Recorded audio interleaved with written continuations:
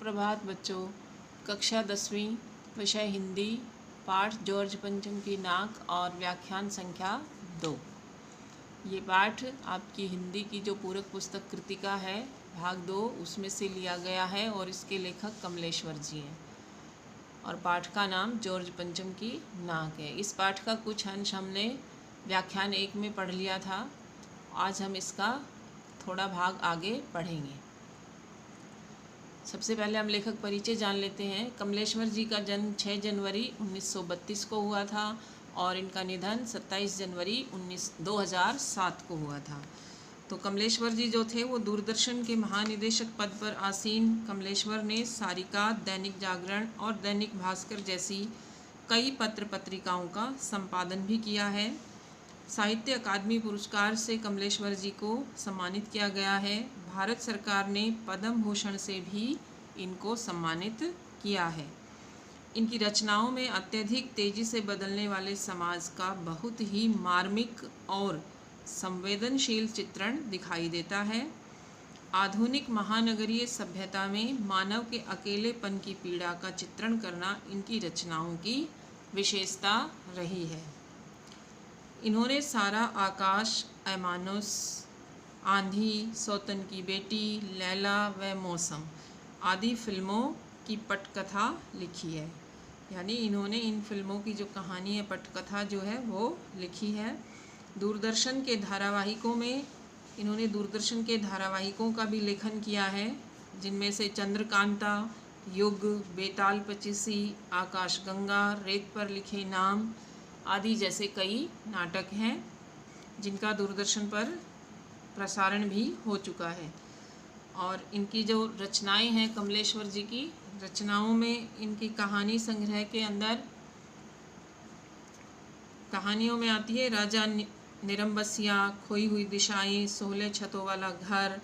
इन्होंने उपन्यास भी लिखे हैं जिनमें से जिंदा मुर्दे, वही बात, आगामी अतीत, डाक बंगला, काली आंधी, कितने पाकिस्तान, समुद्र में खोया हुआ आदमी, एक और चंद्रकांता आदि जैसे उपन्यास भी इन्होंने लिखे हैं। कमलेश्वर जी की साहित्यिक विशेषताएं जानते हैं। तो साहित्यिक विशेषताएं इनकी है कि नई कहानी आंदोलन के अगुआ रहे, मतलब अग्रणी रहे। कमलेश्वर जी आधुनिक युग बोध के साहित्यकार थे। उन्होंने आज के परिवर्तनशील समाज तथा उसकी विभिन्न समस्याओं पर पर्याप्त प्रकाश डाला है कि आज जो ये परिवर्तनशील जो समाज है इसमें अनेक प्रकार की जो समस्याएं हैं उनको उन्होंने उनके ऊपर प्रकाश डाला है, अर्थात उजागर किया है।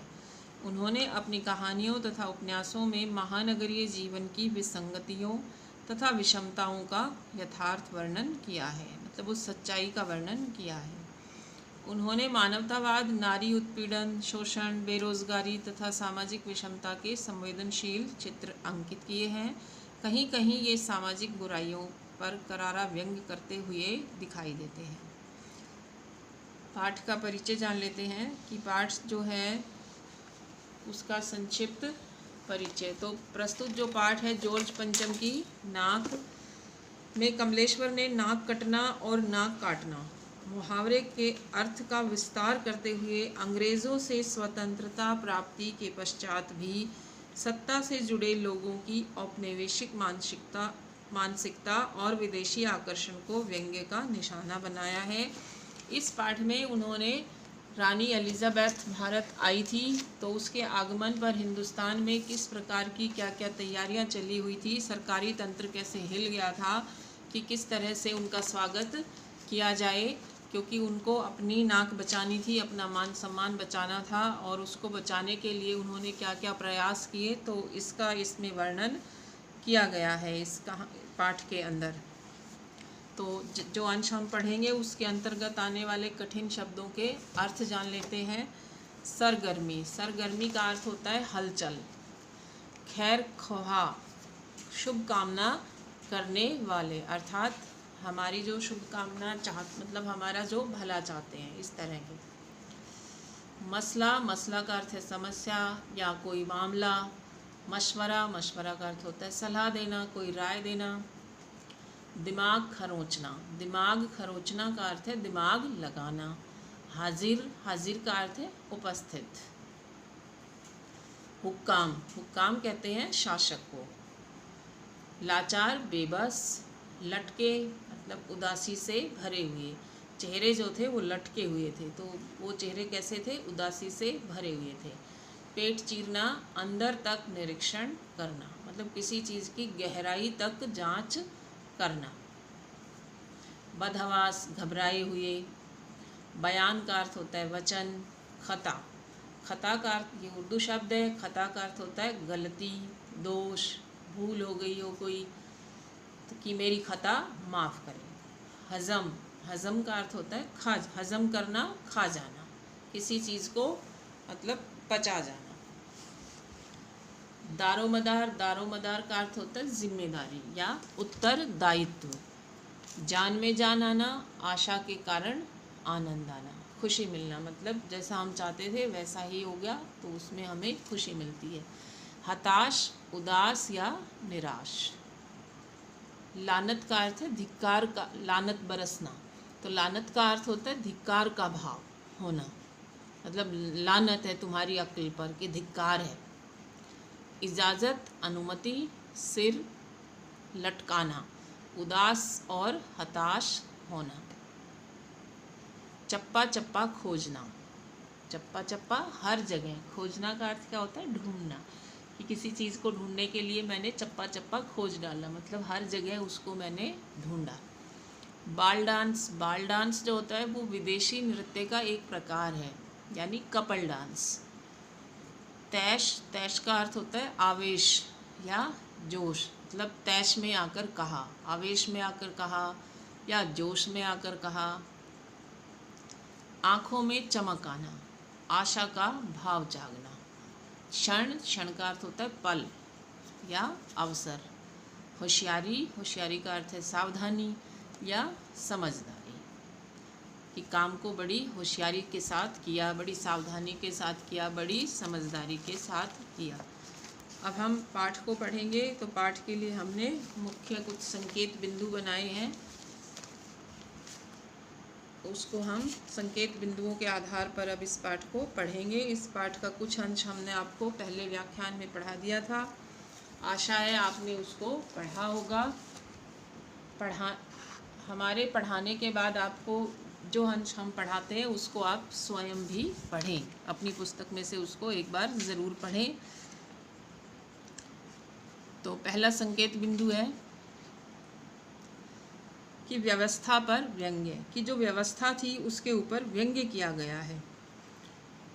तो सरकारी तंत्र की जो व्यवस्था थी उसके ऊपर यहाँ पर व्यंग्य है, कटाक्ष है, ताना कसा गया है कि रानी आए और नाक न हो। इससे पहले बेटा हमने पढ़ा था कि रानी एलिजाबेथ जो थी वो भारत पधारने वाली थी, और जब वो भारत पधारने वाली थी तो जो सरकारी तंत्र था उसकी आव भगत में लगा हुआ था, और उसी समय पर किसी ने, जो जॉर्ज पंचम की नाक लगी हुई थी इंडिया गेट के पास, उस नाक मूर्ति से किसी ने जॉर्ज पंचम की नाक काट ली थी वहाँ पर, जबकि वहाँ पर हथियार बंद पहरेदार खड़े कर दिए गए थे, गश्त लग रही थी, अर्थात पहरेदार वहाँ घूमते रहते थे, लेकिन फिर भी किसी देशभक्त के द्वारा जॉर्ज पंचम की नाक को काट लिया गया था, क्योंकि जॉर्ज पंचम जो था एक अत्याचारी शासक था, उसने भारतीयों पर अत्याचार किए थे, तो उस अपमान का बदला लेने के लिए किसी ने ऐसा किया था, क्योंकि नाक जो होती है वो मान सम्मान की प्रतीक होती है, कि जब रानी आएगी और देखेगी तो उसे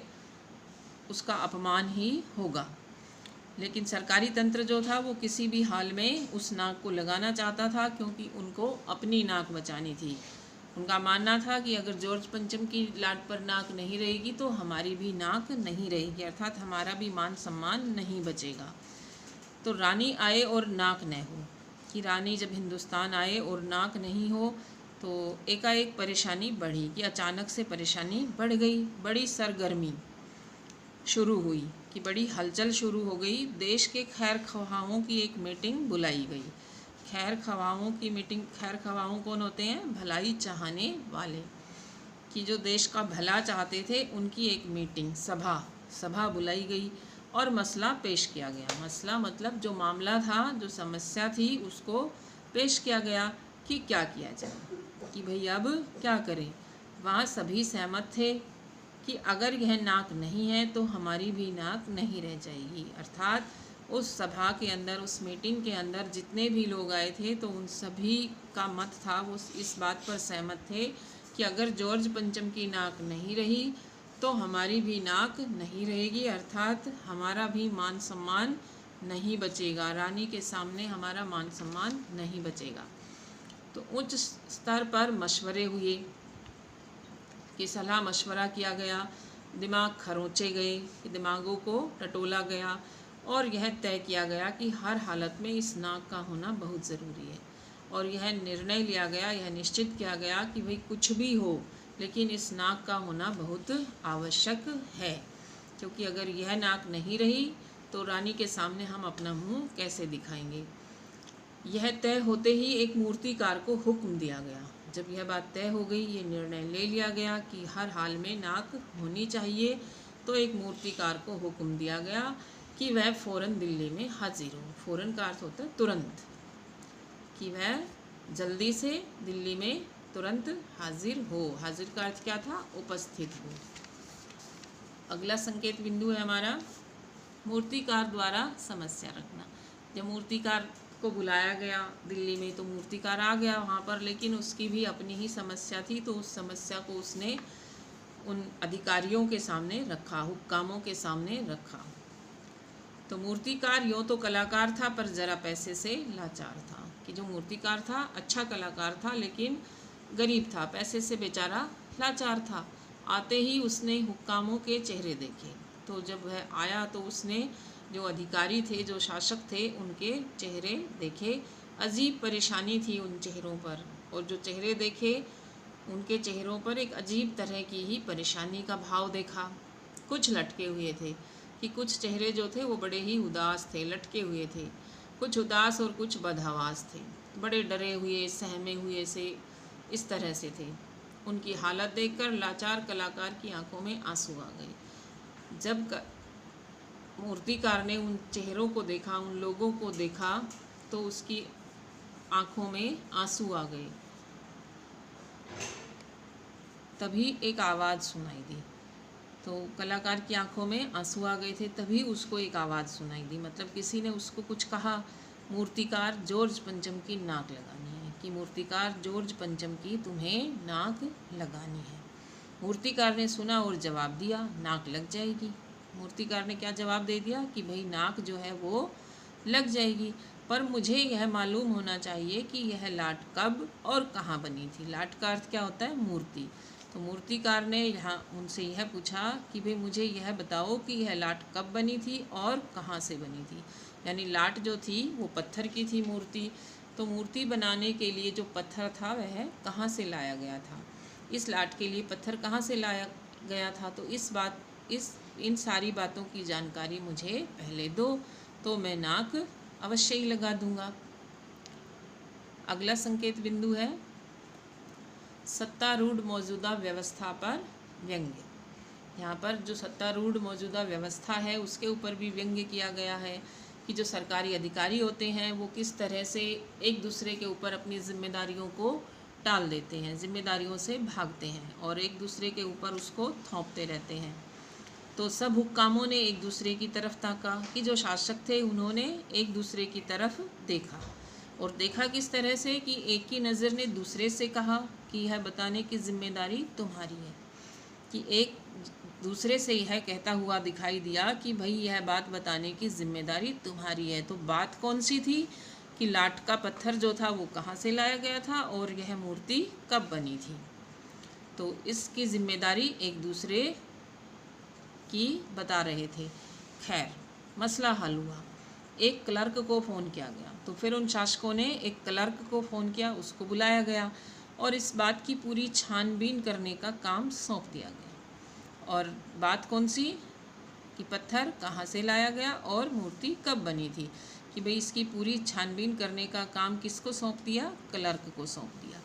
पुरातत्व विभाग की फाइलों के पेट चीरे गए।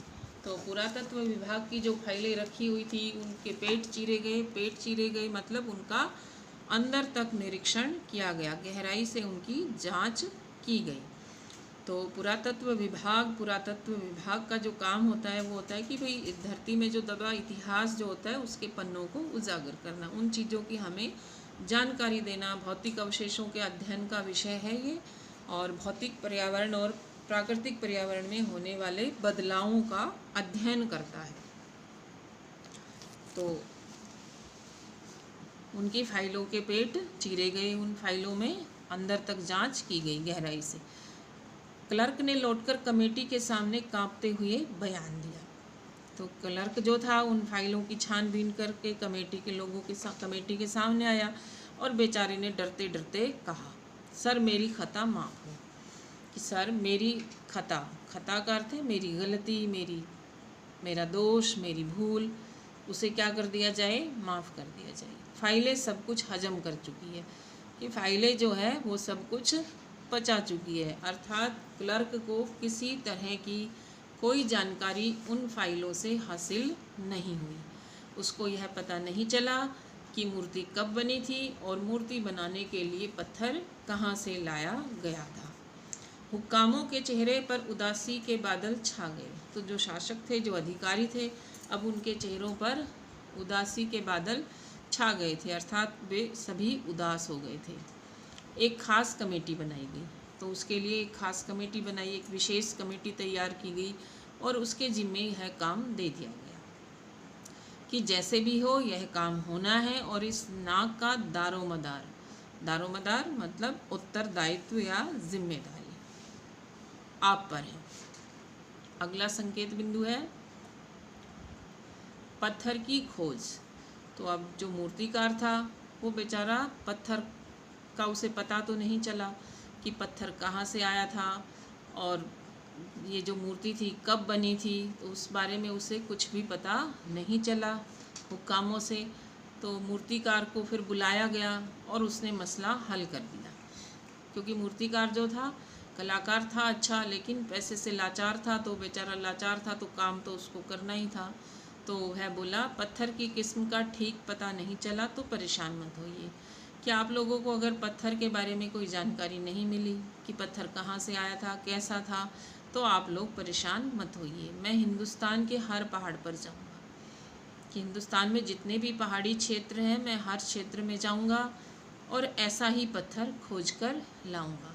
मतलब पहाड़ी प्रदेशों में जाऊँगा, पहाड़ इनकी खानों में जाऊँगा और मैं किसी भी हाल में मूर्ति की जो लाट है उसी के जैसा पत्थर ढूंढकर लाऊँगा। यह बात सुनकर कमेटी के सदस्यों की जान में जान आई। सभापति ने चलते चलते गर्व से कहा, ऐसी क्या चीज़ है जो हिंदुस्तान में नहीं मिलती? हर चीज़ इस देश के गर्भ में छिपी है। ज़रूरत खोज करने की है, खोज करने के लिए मेहनत करनी होगी। इस मेहनत का फल हमें मिलेगा, आने वाला ज़माना खुशहाल होगा। तो ये सभापति ने बड़े ही गर्व के साथ कहा था, और जब ये उन्होंने कहा तो उनका जो ये एक छोटा सा भाषण था यह फ़ौरन अखबारों में छप गया था। अगला संकेत बिंदु है मूर्तिकार का निराश होकर लौटना। कि मूर्तिकार जो था बेचारा उनको सबको तसल्ली देकर चला गया था कि मैं किसी भी हाल में इस पत्थर को ढूंढ कर लाऊंगा। मैं हिंदुस्तान के देश के हर पहाड़ हर खान में जाऊंगा, पता लगाऊंगा और ऐसा पत्थर मैं अवश्य ही ले आऊँगा। लेकिन इस काम में वह असफल रहा, तो निराश होकर वापस लौटता है। तो मूर्तिकार हिंदुस्तान के पहाड़ी प्रदेशों और पत्थरों की खानों के दौरे पर निकल पड़ा। कुछ दिन बाद हताश लौटा। दौरे पर तो चला गया लेकिन कुछ दिन बाद ही वह निराश होकर, हताश का अर्थ क्या है, निराश होकर वापस लौट आया। उसके चेहरे पर लानत बरस रही थी मतलब उसके चेहरे पर धिक्कार का भाव था। उसने सिर लटकाकर खबर दी, हिंदुस्तान का चप्पा चप्पा खोज डाला, इस किस्म का पत्थर नहीं मिला। कि मैंने हिंदुस्तान का हर कोना, हर जगह खोज दी, हर जगह ढूंढा, पर मुझे ऐसा पत्थर कहीं नहीं मिला। यह पत्थर विदेशी है। अगर देश में यह पत्थर नहीं मिला तो पत्थर कौन सा है, विदेशी है। अर्थात इस मूर्ति को बनाने के लिए पत्थर विदेश से लाया गया था। तो यह बात सुनकर सभापति ने तैश में आकर कहा, जोश में आकर कहा, लानत है आपकी अक्ल पर। विदेशों की सारी चीज़ें हम अपना चुके हैं, दिल दिमाग तौर तरीके रहन सहन, और जब हिंदुस्तान में बाल डांस तक मिल जाता है, बाल डांस, कपल डांस, तो पत्थर क्यों नहीं मिल सकता।